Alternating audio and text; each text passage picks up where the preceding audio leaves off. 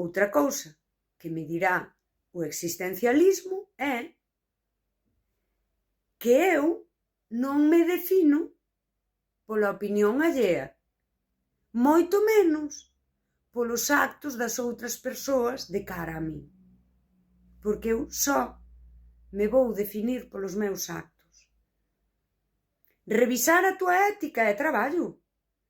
Revisar isto que fixen, porque non vas chegar á coherencia absoluta sempre, dicir, isto que fixen vai contra min.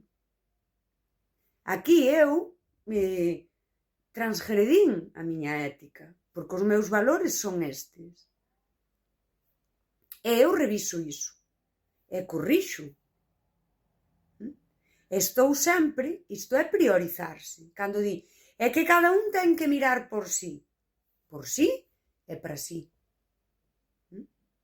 E daquela tes que mirar que todo canto faz, che a ti te faga sentir ben.